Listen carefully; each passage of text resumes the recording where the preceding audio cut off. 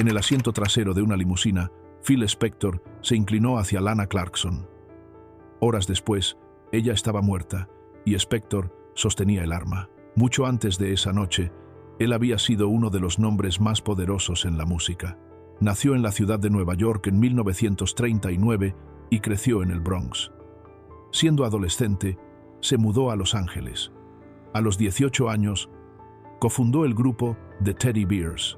Él escribió su éxito To Know Him is to Love Him. Más tarde, desarrolló el estilo Wall of Sound en Phillies Records. Superponía instrumentos y voces para crear un sonido pop lleno y envolvente. Produjo éxitos para The Ronettes, The Crystals, The Righteous Brothers, John Lennon y Leonard Cohen. Para la década de 1960, era uno de los productores más importantes del país. A pesar del éxito, Spector se volvió cada vez más aislado e impredecible. En 1974 fue arrestado tras un accidente de coche que le dejó graves lesiones en la cabeza. Estuvo casado con la cantante Ronnie Spector entre 1968 y 1974. Años después, ella relató que sufrió maltrato emocional y que él la mantenía encerrada contra su voluntad. En la madrugada del 3 de febrero de 2003, Lana Clarkson, de 40 años, trabajaba como anfitriona en el House of Blues en West Hollywood. Esa noche conoció a Spector. Subieron juntos a su limusina y fueron a la mansión Pyrenees Castle en Alhambra, California. Aproximadamente una hora después, su chofer escuchó un disparo. Spector salió con un revólver en la mano y le dijo: «Creo que he lastimado a alguien de forma fatal». Cuando la policía llegó, encontró a Clarkson desplomada en una silla del vestíbulo. Tenía una herida de bala en la boca. Fragmentos de dientes estaban en el suelo. Junto a ella había un revólver Colt Cobra calibre .38. Los forenses determinaron que la trayectoria de la bala no coincidía con un disparo autoinfligido. Los fiscales afirmaron que Spector había estado bebiendo y que se volvió agresivo cuando Clarkson rechazó sus avances e intentó irse. Dijeron que él montó la escena para que pareciera un suicidio y señalaron que había limpiado el arma con un pañal. Spector aseguró que Clarkson había manipulado el arma y se disparó accidentalmente. Incluso le dijo a la policía que no sabía de dónde lo había sacado. Para refutarlo, los fiscales presentaron a varias mujeres que contaron que él también les había apuntado con armas cuando lo rechazaron. Su primer juicio comenzó en marzo de 2007 y fue transmitido en vivo en Los Ángeles. Testificaron su chofer, médicos forenses y 4 mujeres que lo habían acusado antes.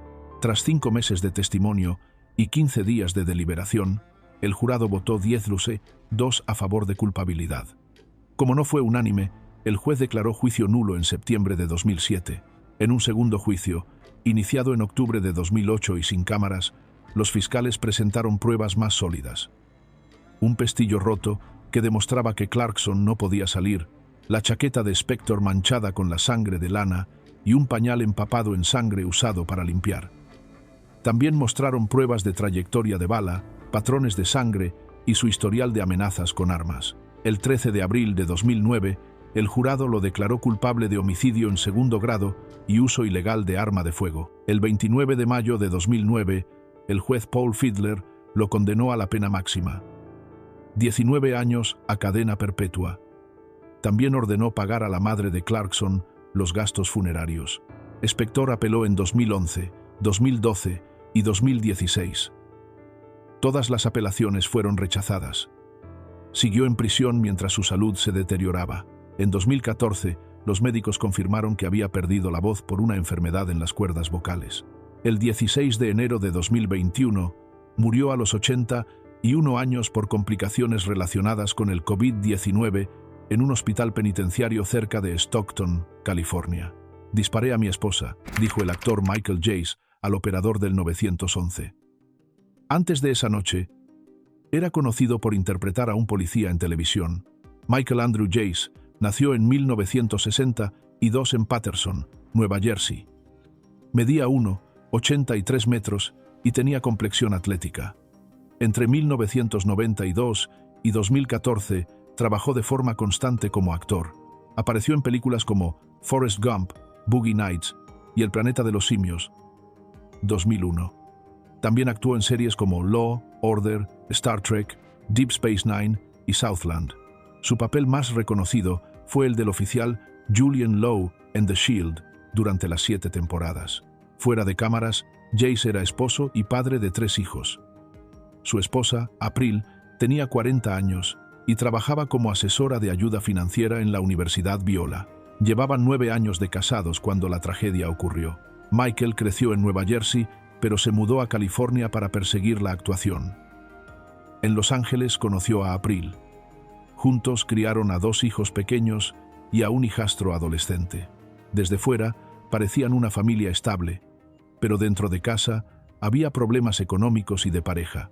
La noche del 19 de mayo de 2014, en su casa de Hyde Park, en el sur de Los Ángeles, Michael llamó al 911 y dijo: «Disparé a mi esposa».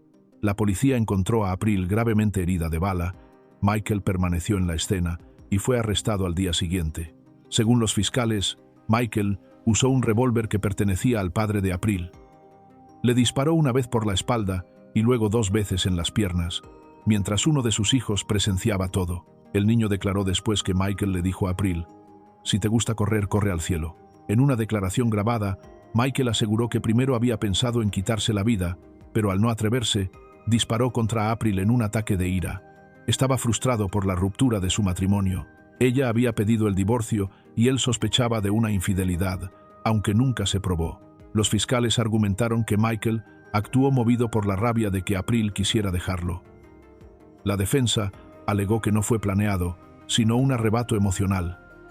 El jurado no lo creyó. El 22 de mayo de 2014, la fiscalía lo acusó formalmente. En el juicio, la fiscalía lo describió como un hombre controlador que emboscó a su esposa. El jurado, compuesto por 6 hombres y 6 mujeres, deliberó menos de 3 horas antes de declararlo culpable de homicidio en segundo grado con uso de arma de fuego. El 31 de mayo de 2016, el veredicto fue confirmado. El 10 de junio de 2016, el juez le impuso 40 años a cadena perpetua, 15 años a perpetua por homicidio y 25 años adicionales por el uso del arma. En la sala, Michael pidió perdón. «No hay justificación para lo que hice esa noche. Lamento profundamente el dolor que causé. Quiero que la familia de April sepa que no fue algo planeado». La madre de April salió llorando de la sala. Una familia quedó destrozada. Michael fue enviado a la prisión estatal de Corcoran. Hoy, con 62 años, Michael Jace no podrá solicitar la libertad condicional hasta la década de 2050 si sobrevive lo suficiente en prisión. Antes de que un fan de 16 años cayera al suelo con una herida de bala en un club nocturno abarrotado, Corey Miller era uno de los nombres en ascenso del hip hop sureño. Corey Miller nació en 1971 en Nueva Orleans, Luisiana. Creció en los proyectos de vivienda Cayope, en el Tercer Distrito. Sus hermanos incluyen a Master P, Percy Miller, Silk the Shocker, Bishon Miller y su fallecido hermano Kevin.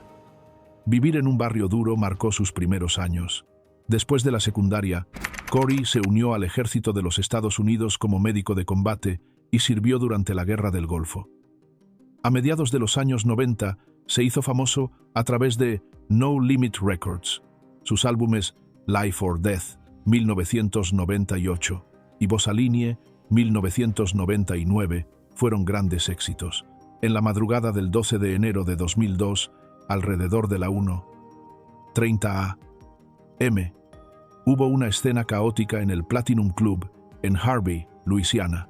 Dentro, un fan de 16 años llamado Steve Thomas fue golpeado en medio de una multitud y luego recibió un disparo en el pecho. En ese momento, Corey Miller estaba actuando. Algunos testigos dijeron que Miller se abrió paso hacia el grupo que rodeaba a Steve. Momentos después, se escuchó un disparo. Steve cayó y, a pesar de la atención médica rápida, perdió la vida. Poco después, 2 empleados del club, Darnell Jordan, un guardia de seguridad, y su hermano Kenneth, declararon que vieron a Miller de pie sobre Steve disparando el arma. Sus testimonios se convirtieron en pieza clave del juicio. Miller fue arrestado el 18 de enero de 2002, después de que Darnell y Kenneth lo señalaran en una rueda fotográfica. Los fiscales dijeron que Miller estaba molesto por la golpiza y que intervino con un arma para defender a sus amigos y su reputación. Miller lo negó. Aseguró que estaba cerca de la cabina del DJ cuando oyó el disparo y que alguien lo empujó hacia afuera. Les dijo a los detectives que no tenía nada que ver con el tiroteo. El 28 de febrero de 2002, un gran jurado lo acusó de homicidio en segundo grado. Su primer juicio terminó en veredicto de culpabilidad, pero el juez ordenó un nuevo proceso porque los fiscales no compartieron información de antecedentes sobre testigos clave. El nuevo juicio comenzó el 5 de agosto de 2009. En la corte, el jurado escuchó relatos detallados de la pelea. Darnell dijo que vio un destello del arma en manos de Miller cuando Steve ya estaba siendo atacado. Kenneth también afirmó haber visto a Miller apretar el gatillo. La defensa presentó a otros asistentes del club. Ellos aseguraron que Miller no participó en la pelea y que no podía haber sido visto con claridad. Sugirieron que el destello provenía de otra persona en la multitud. El 10 de agosto de 2009, el jurado votó 10-2 a favor de culpabilidad nuevamente. 3 horas después, ratificaron la decisión. El 14 de agosto, el juez le impuso cadena perpetua obligatoria sin posibilidad de libertad condicional. Más tarde, un jurado contó que 2 compañeros fueron presionados para cambiar su voto. Uno de ellos se sintió tan enfermo bajo la presión que aceptó el veredicto de la mayoría solo para terminar el proceso. Años después, Darnell y Kenneth aseguraron que habían sido presionados por las autoridades para identificar a Miller y pidieron retractarse. Pero varios tribunales, incluido un juez federal en 2023, consideraron esas retractaciones poco creíbles. Todas las apelaciones fracasaron. En diciembre de 2011, el Quinto Circuito de Luisiana confirmó la condena. En febrero de 2013, la Corte Suprema de EEUU rechazó revisar el caso. En 2019 se negó otra solicitud de nuevo juicio. Y en noviembre de 2023, la jueza federal Sarah S. Vance ratificó nuevamente la condena. Miller sigue en prisión de por vida. En mayo de 2017, un tribunal le ordenó pagar $1,4 millones a la familia de Steve Thomas. 500, 0 a cada padre, 150, 0 por el sufrimiento y los gastos funerarios. El siguiente rapero aseguró que solo era música, pero el FBI lo llamó una confesión. Ronald Herron nació en 1982 en Brooklyn, Nueva York. Creció en las viviendas públicas Gowanus Houses. Su madre lo crió sola. Cuando tenía 12 años, presenció cómo la policía hería de muerte a un amigo. Ese recuerdo lo marcó. A los 14 años, fue arrestado por un robo con arma y pasó 4 años encerrado en la isla Rikers. Al salir, Herron tomó el mando de un grupo llamado los Murderous Mad Dogs. Operaban en Boerum Hill, Gowanus y Wyckoff Gardens. Controlaban el comercio local de sustancias ilegales. Exigían dinero a la gente a cambio de protección. Robaban con armas y también cometían homicidios por encargo. En 2002 fue acusado de homicidio en primer grado por el incidente de junio de 2001 que dejó muerto al traficante Frederick Brooks. El caso terminó sin condena. Algunos dijeron que testigos fueron presionados para guardar silencio. Más tarde, Herron admitió haberse dedicado al tráfico de sustancias ilegales y cumplió 6 años en la prisión de Southport. Cuando salió en julio de 2007, comenzó una carrera de rap bajo el nombre Ra Diggs. Se unió a un grupo llamado Murda Team y colaboró con artistas como Uncle Murda y Waka Flocka Flame. Canciones como We Run NY y Slow Down Remix se hicieron populares. Para 2010, su tema Eulogy había superado el 1 millón de visitas en línea. La gente se preguntaba si realmente era un artista o si había algo más oscuro detrás de su música. Esa pregunta se convirtió en el centro de su caso judicial. En Wyckoff Gardens, Herron y sus asociados se encontraron con Richard Russo en un ascensor. Discutieron. Luego alguien sacó un arma y Russo murió de un disparo. Más tarde, Herron persiguió a un traficante rival llamado Víctor Zapata por un patio. Usó un arma nuevamente. Zapata también perdió la vida. El 5 de octubre de 2010, la policía arrestó a Herron frente a un club nocturno. En su coche encontraron sustancias ilegales, un arma y equipo de protección. Un gran jurado federal lo acusó de 21 cargos, incluidos 3 homicidios, varios intentos de homicidio, conspiración para herir, tráfico de sustancias ilegales, crimen organizado y dirigir una organización ilícita. Su juicio comenzó en mayo de 2014 en Nueva York. Los fiscales llamaron a más de 50 testigos.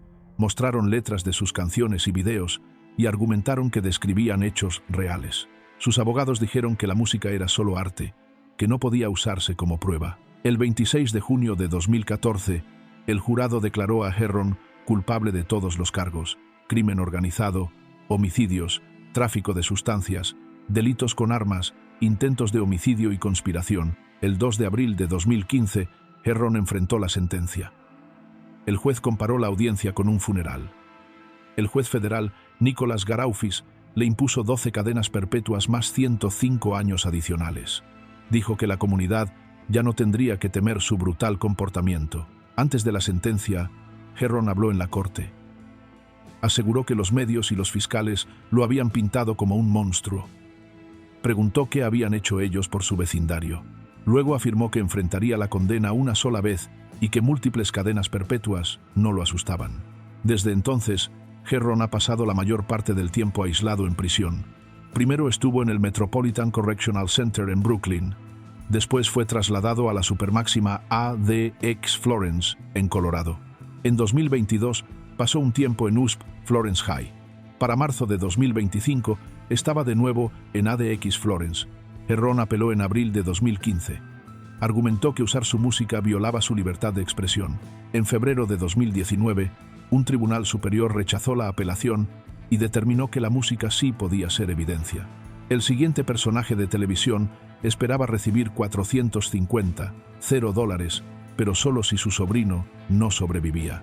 Pero antes de continuar con el próximo caso, considera suscribirte para más historias importantes como esta. Tim Norman era hijo de la empresaria de comida soul, Robbie Montgomery. Ella primero alcanzó la fama como una Ikette y más tarde protagonizó la serie de televisión Welcome to Sweetie Pies. Ese programa se transmitió de 2011 a 2018 en San Luis y a menudo mostraba a Norman junto a su sobrino, Andre Montgomery Jr. A principios de sus 20, Andre se mudó de Texas a San Luis. Norman le prometió enseñarle a ser un hombre, le consiguió un trabajo en el restaurante familiar y también lo ayudó a inscribirse en una escuela local de música. Detrás de esas escenas familiares, Norman y el agente de seguros Wayel Wally Yagnam estaban preparando solicitudes falsas de seguro de vida para Andre en 2014. Andre nunca lo supo. Mintieron sobre sus ingresos, salud, empleo y antecedentes familiares. Al final, aseguraron una póliza de $500,000 a su nombre. Para principios de 2016, el plan estaba en marcha. Norman pagó a la bailarina exótica Terika Taneisha Ellis $10,000. Ella debía ubicar a Andre y compartir esa información con el individuo contratado, Travel Anthony Hill. Hill portaba una pistola calibre .380. El 14 de marzo de 2016, en Natural Bridge Avenue, en San Luis, acabó con la vida de Andre. Recibió $5,000 por ese acto. Norman fue arrestado en agosto de 2020. Su juicio comenzó el 6 de septiembre de 2022. Durante 7 días, los fiscales presentaron pruebas de las solicitudes falsas, mensajes de teléfonos desechables y transferencias bancarias. Los 3 coconspiradores, Ellis, Hill y Yagnam, ya habían admitido sus papeles. Hill incluso testificó que Norman se reunió con él el mismo día del acto. Una mujer llamó después con la ubicación de Andre. A las 8:02 p.m., Hill terminó con la vida de Andre. Norman esperaba cobrar $450 de la póliza. Planeaba recibir ese dinero solo si Andre moría. Andre nunca lo supo. El 16 de septiembre de 2022, un jurado federal declaró a Norman culpable de planear un asesinato por encargo y fraude. El juez federal, John A. Ross, lo sentenció el 2 de marzo de 2023. Le impuso 2 cadenas perpetuas más 20 años adicionales, calificando el caso como el final despiadado y cuidadosamente planeado de la vida de tu sobrino. En julio de 2024, la Corte de Apelaciones confirmó esas condenas. Dictaminó que no hubo errores en cómo el juicio manejó las declaraciones de testigos ni los derechos de los coacusados. En la sentencia, los fiscales señalaron que Norman mostraba un rostro amable a los televidentes, pero escondía planes mucho más oscuros. Después del veredicto, Norman publicó en Instagram, aún afirmando ser inocente: "Todavía estoy en shock". el gobierno sabe al 100% que yo no hice esos formularios de seguro. Pero el jurado nunca escuchó eso. El siguiente individuo era un actor en ascenso. Luego grabó una confesión con el cuerpo de su madre de fondo. Ryan Grantham fue en su momento un actor canadiense en ascenso. Nació en 1997. En 2010 apareció en Diary of a Wimpy Kid, el diario de Greg. Más tarde, tuvo papeles en series como Riverdale, Supernatural y iZombie. Sus primeros trabajos le dieron la reputación de ser un joven talento prometedor. Creció en Squamish, un pequeño pueblo costero cerca de Vancouver. Su madre, Barbara Waite, padecía cáncer. Vivía en casa con ella y con su hermana Lisa. Los familiares los describen como una familia unida, aunque cargaban con el peso de la enfermedad de Bárbara. Sus colegas recordaban a Ryan como un muchacho educado y reservado, pero él luchaba contra profundos sentimientos de desesperanza. El 31 de marzo de 2020, todo cambió. Tomó una pistola y entró en la casa mientras su madre tocaba el piano. Le disparó por la espalda. Ella no tuvo ninguna posibilidad de defenderse. Al día siguiente, Lisa fue quien descubrió la escena. En el juicio, ella dijo: ella estaba vulnerable y Ryan no le dio ninguna oportunidad de defenderse. Pero lo que hizo fue aún más allá. Los investigadores encontraron un kit en su coche. Contenía 3 armas, municiones y una docena de cócteles Molotov. Planeaba atentar contra el primer ministro Justin Trudeau. También pensó en atacar a personas en una universidad local. Los expertos psiquiátricos concluyeron que sufría una depresión clínica grave. Sentía una culpa y un odio hacia sí mismo abrumadores. Creía equivocadamente que acabar con la vida de su madre la libraría del horror de lo que planeaba hacer después. Ensayó sus actos. Grabó un video de confesión en el que incluso aparecía el cuerpo de su madre. En junio de 2022, admitió su culpabilidad por homicidio en segundo grado. En Canadá, eso conlleva cadena perpetua. En la Corte Suprema de Columbia Británica, la jueza tomó en cuenta sus problemas de salud mental frente a la gravedad de sus planes. La Fiscalía pidió que esperara de 17 a 18 años antes de poder solicitar libertad condicional. La defensa pidió 12. Finalmente, la jueza fijó un período de 14 años sin derecho a libertad condicional. Señaló que se había entregado en lugar de llevar a cabo sus otros planes. En la audiencia, su hermana Lisa habló de su miedo. Dijo que su hermano era una persona peligrosa y expresó preocupación por la seguridad pública si alguna vez lo liberaban. En el tribunal, él mismo se dirigió a la jueza y dijo: no puedo explicar ni justificar mis acciones. No tengo excusa. Me duele pensar en lo terriblemente que he desperdiciado mi vida. Pero, con cada fibra de mi ser, lo siento. Esas son sus últimas palabras registradas en audiencia pública. Mostraron arrepentimiento. Pero pocos creen que unas palabras puedan deshacer lo ocurrido. El veredicto fue culpable de homicidio en segundo grado. La sentencia: cadena perpetua con 14 años sin derecho a libertad condicional. También recibió una prohibición de por vida para poseer armas de fuego. Actualmente está en un centro psiquiátrico de seguridad media, recibiendo tratamiento y trabajando en la escritura y la autorreflexión. El siguiente actor siguió a su víctima durante semanas. Luego se acercó y disparó 11 veces. Isaiah Stokes tuvo orígenes modestos. Nació en la ciudad de Nueva York a principios de los años 80. Con el tiempo, construyó una carrera estable, pero discreta en el mundo del entretenimiento. A mediados de los 2000, tuvo pequeños papeles en series como Law, Order, SVU, Boardwalk Empire, Blue Blood, Power y The Mysteries of Laura. Eran roles menores, pero visibles. Fuera de la pantalla, probó suerte en la música bajo el nombre de I.A.I.A. Mantuvo su vida personal en gran parte privada. Se sabe muy poco sobre su familia o su crianza. Sus problemas legales comenzaron con un hecho fatal en 2021. Antes de eso, no tenía antecedentes de delitos graves. En octubre de 2020, Stokes asistió a la fiesta de cumpleaños de Tyrone Jones, de 37 años. Jones le pidió que se fuera cuando se comportó de manera inapropiada con algunos invitados. Hubo un breve altercado y Stokes fue expulsado de la fiesta. Ese momento parece haber encendido un profundo rencor. Durante los meses siguientes, Stokes planeó su venganza. A finales de enero de 2021, colocó un dispositivo de rastreo debajo del vehículo de Jones. Cámaras de seguridad confirmaron luego la presencia de ese aparato. El 7 de febrero de 2021, alrededor de las 2:30 de la tarde, Jones estaba solo en su Jeep Grand Cherokee, estacionado cerca de Linden Boulevard, en St. Albans. Esperaba a un amigo para almorzar. Stokes, conduciendo un SUV rentado, usó el rastreador para ubicarlo.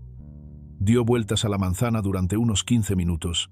Luego bajó, se acercó a la ventana del conductor y disparó 11 veces a quemarropa. Jones recibió múltiples impactos en la cabeza y el pecho. Falleció en el lugar. ¿Qué pensaba Stokes en esos lentos y deliberados momentos? ¿Creía que con esto calmaría su ira? En cuestión de horas, los investigadores rastrearon el SUV rentado hasta Stokes. También vincularon el dispositivo de rastreo con su apartamento en Rego Park. En julio de 2021, detectives lo arrestaron en su casa. Encontraron documentos que lo ataban directamente al rastreador. Su juicio comenzó el 13 de febrero de 2025 y duró 2 semanas.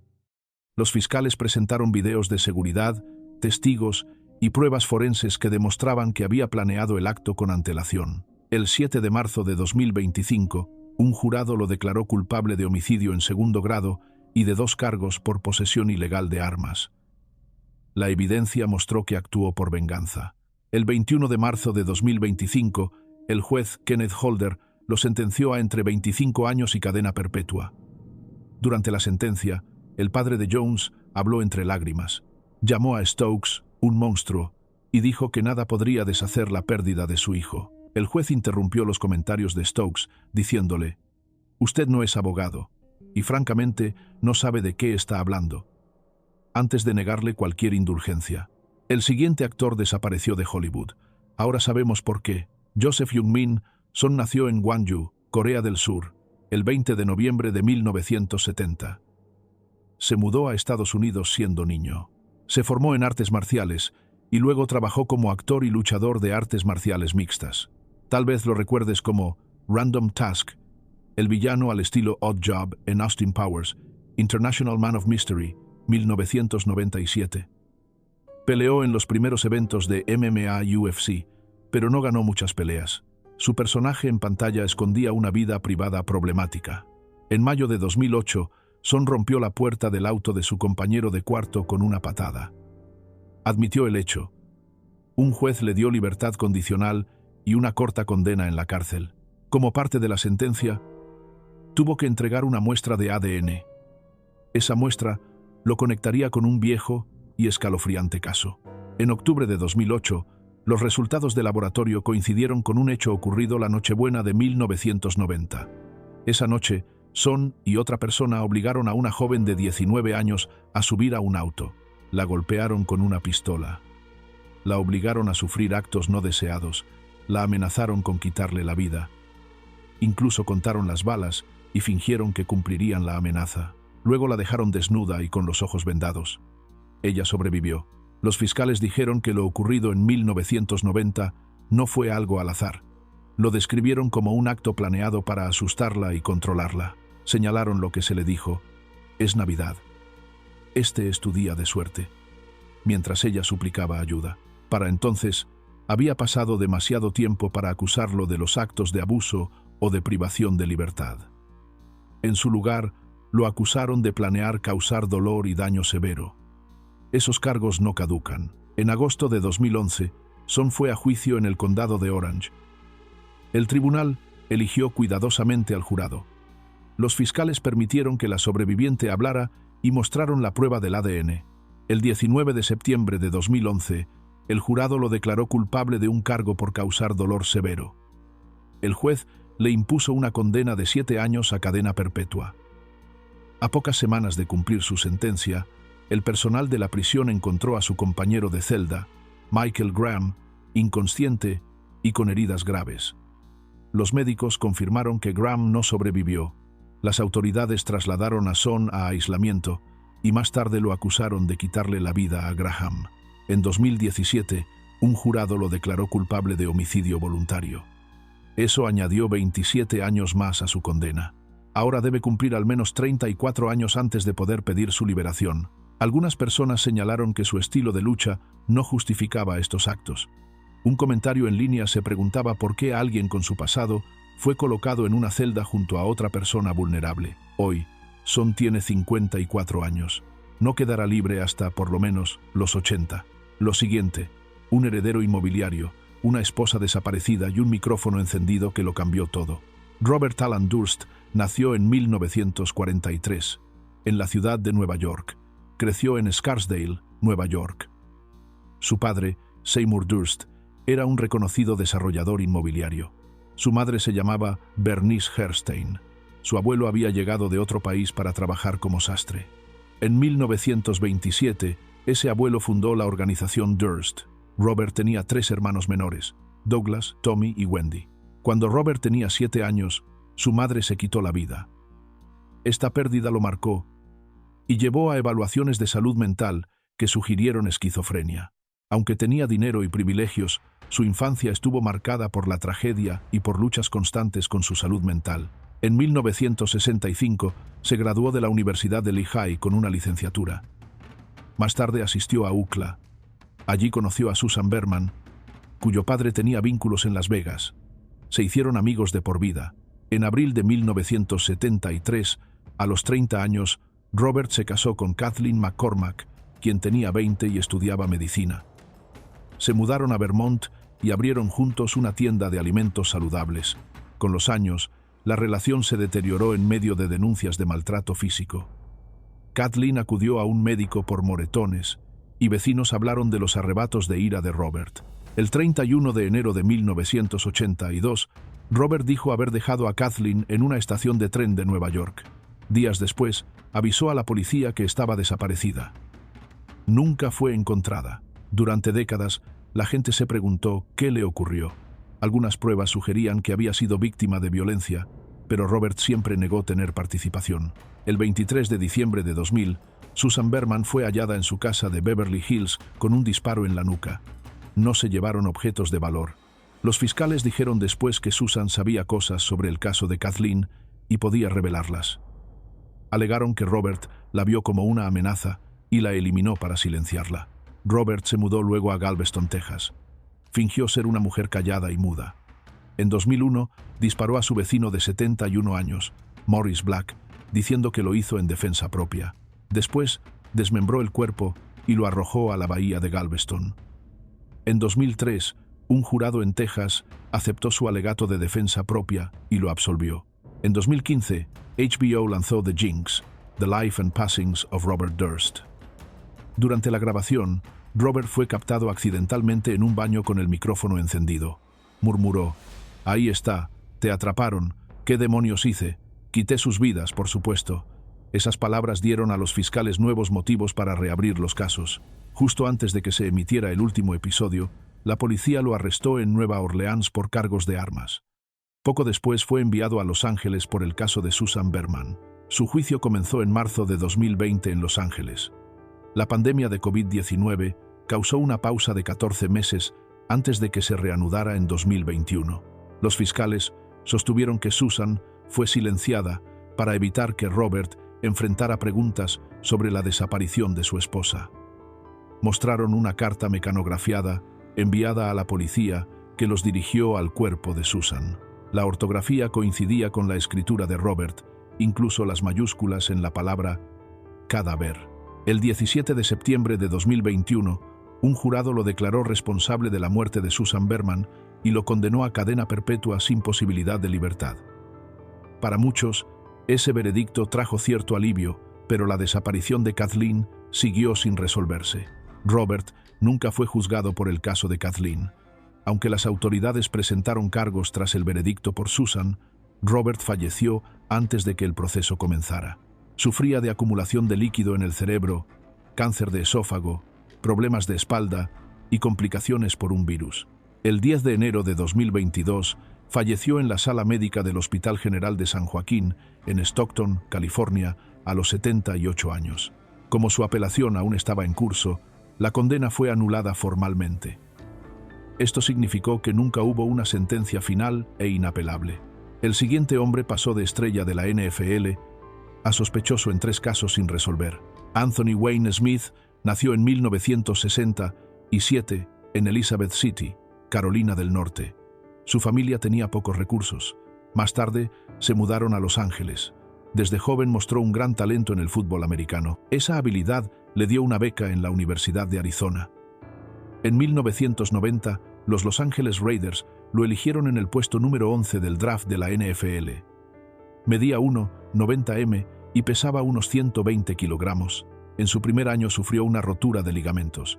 Trabajó duro para volver. Poco después, tuvo temporadas con más de 10 capturas, consiguió una gran extensión de contrato y los aficionados soñaban con una carrera larga y dominante. Fuera del campo, Smith luchaba con la ira y la paranoia. En 1996 y 1997 desapareció del equipo sin previo aviso. Sus compañeros estaban preocupados. Se hablaba de conductas alarmantes fuera del campo. En 2003 fue acusado de incendiar una mueblería en Santa Mónica tras una disputa de negocios. 2 jurados no pudieron llegar a un acuerdo, así que los cargos se retiraron. Muchos pensaron que aquello era una señal de advertencia. En marzo de 2011, Smith fue arrestado por el caso de 2008 del mecánico Maurilio Ponce. Los fiscales dijeron que Smith lo atrajo hasta un camino desierto cerca de Antelope Valley.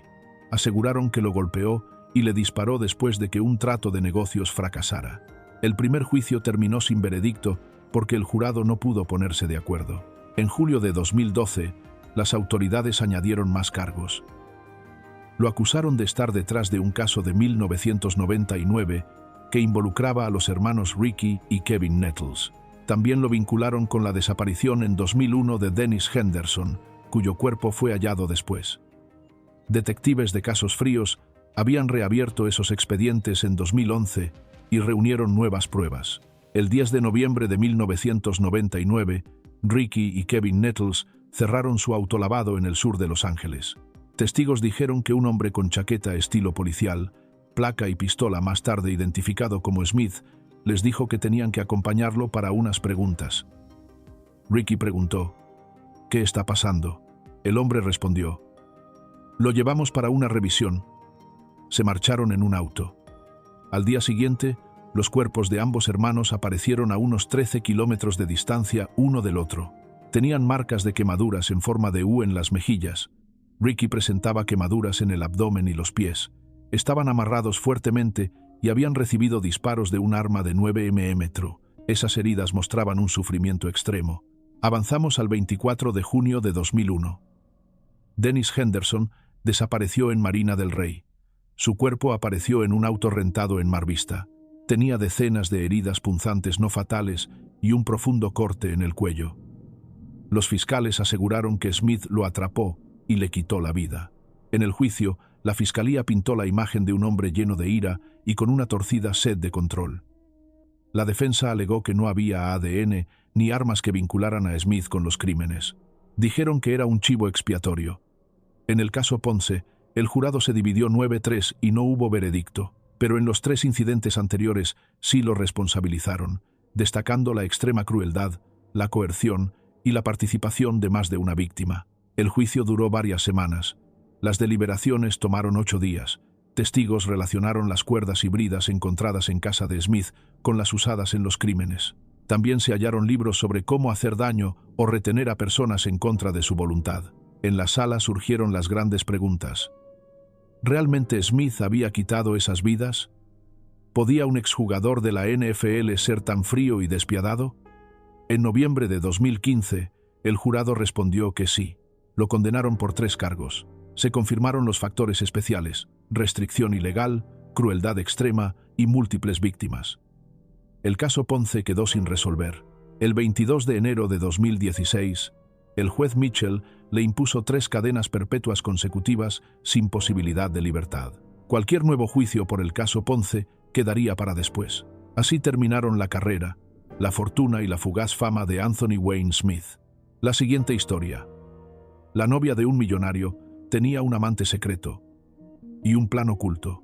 Eric Naposki fue jugador profesional de fútbol americano en la posición de linebacker. Nació en la ciudad de Nueva York y creció cerca de Tuckahoe, Nueva York. Jugó fútbol universitario en UConn. A finales de sus 20 años, Tuvo breves pasos por los New England Patriots, los Colts y un equipo de la World League. Medía cerca de 1,88 m y pesaba unos 104 kilogramos. Compañeros y entrenadores solían notar su carácter explosivo. Más tarde, algunos vincularon ese temperamento con lo que ocurrió después. Tras el fútbol, trabajó como guardia en discotecas. También entrenaba clientes como coach personal. En 1994 vivía en California. Allí inició una relación secreta con Nanette Johnston, también conocida como Packard o McNeil. En ese momento, ella salía con un inversor adinerado llamado Bill McLaughlin. Pocos detalles públicos existen sobre la familia de Naposki. Se sabe que tiene 2 hijos. Estuvo comprometido después de retirarse del fútbol. Se mantenía con trabajos de seguridad y entrenamiento. Nanette manejaba las finanzas de McLaughlin. Se presentaba como madre soltera buscando estabilidad. Luego introdujo a Naposki en el mundo de McLaughlin. Antes de diciembre de 1994, Naposki no tenía antecedentes de actos violentos. Pero algo cambió. El 15 de diciembre de 1994, McLaughlin fue hallado en la cocina de su casa en Newport Beach. Había recibido 9 disparos de una pistola de 9 mm. Murió casi al instante. Durante años, nadie fue arrestado. En 2009, un detective reabrió el caso. Eso llevó a acusaciones contra Naposki y Nanette. Una vecina llamada Susan Kogar habló con los investigadores. Dijo que Naposki se quejaba de que McLaughlin entraba en la habitación de Nanette tarde en la noche. Meses después del crimen, recordó, Naposki insinuó que alguien más pudo haberlo hecho. Los fiscales dijeron que Nanette le contó a Naposki que McLaughlin la maltrataba. Alegaron que ella lo presionó para actuar. Encontraron una pistola Beretta 9 mm en posesión de Naposki. Las pruebas balísticas mostraron que coincidía con el arma usada esa noche. Los registros telefónicos lo ubicaban cerca de la escena poco antes del tiroteo. ¿Por qué lo hicieron? El dinero y el secreto fueron las principales razones. La póliza de McLaughlin valía más de $1 millón, además de 150,000 en efectivo. Nanette se beneficiaría si McLaughlin fallecía. Los fiscales dijeron que Naposki se unió al plan, tentado por promesas de viajes costosos, regalos y matrimonio. En el juicio, Naposki afirmó que nunca entró a la casa de McLaughlin. Alegó una coartada, una llamada desde un Denny's en Santa Ana a las 8:52 p.m., justo antes del tiroteo. Admitió haber mentido a la policía al principio. Se negó a hablar de su relación con Nanette. Al ser arrestado, bromeó. Si no estaba ahí, no pude haberlo hecho ni aunque tuviera un bazooka. La fiscalía presentó 28 testigos y más de 240 pruebas. Se enfocaron en sus mentiras y en el arma. El jurado deliberó más de 3 semanas. En julio de 2011, lo declararon culpable de homicidio en primer grado con circunstancias especiales por ganancia económica. A los 44 años, Naposki enfrentó la pena máxima. En agosto de 2012, el juez le dio cadena perpetua sin libertad condicional. Nanette fue condenada en enero de 2012. En mayo recibió la misma sentencia. Hoy, Naposki está recluido en la prisión estatal de Avenal, California. Sigue proclamando su inocencia. Ha apelado el veredicto. En septiembre de 2014, la Corte de Apelaciones de California negó su apelación. Permanece tras las rejas, mantiene su versión y escribe cartas insistiendo en que otra persona es responsable. Lo que viene, 2 juicios, 3 víctimas. Un jugador de la NFL que lo perdió todo. Aaron Joseph Hernández nació el 6 de noviembre de 1989 en Bristol, Connecticut. Su padre, Dennis Hernández, tenía raíces puertorriqueñas. Su madre, Terry Valentine, tenía raíces italianas. En su infancia sufrió maltrato físico por parte de su padre y también experimentó encuentros íntimos no deseados a temprana edad. En 2006, su padre falleció y la vida familiar se fracturó aún más. Estos hechos le dejaron profundas heridas emocionales. Se unió al equipo de fútbol americano de Bristol Central High School, donde estableció múltiples récords estatales. Luego jugó para la Universidad de Florida. En 2009, su equipo ganó el campeonato nacional BCS. Ese mismo año fue nombrado All-American. En 2010, Los New England Patriots lo seleccionaron en la cuarta ronda, 113 en general. Rápidamente se convirtió en un ala cerrada destacado. Compartió el campo con Rob Gronkowski y alcanzó la fama. Odin Lloyd era un jugador de fútbol semiprofesional que salía con la hermana de la prometida de Hernández. El 17 de junio de 2013, Lloyd fue hallado con una herida de bala cerca de la casa de Hernández en North Attleboro, Massachusetts. Ya no estaba con vida cuando lo descubrieron. 9 días después, Hernández fue arrestado. Los fiscales afirmaron que él disparó para evitar que Lloyd hablara. Sugirieron que los celos y el temor por su vínculo influyeron en el hecho. Nunca se probó un motivo claro. En mayo de 2014, Hernández enfrentó cargos por un incidente de 2012 en Boston que dejó sin vida a Daniel de Abreu y Zafiro Furtado. Los fiscales alegaron que actuó tras ser empujado en un club nocturno. Su juicio comenzó el 9 de enero de 2015. El Estado presentó pruebas balísticas, grabaciones de cámaras de seguridad y registros telefónicos que lo vinculaban con la escena. Su defensa sostuvo que no tenía motivo claro y que estaba en otro lugar cuando se efectuaron los disparos.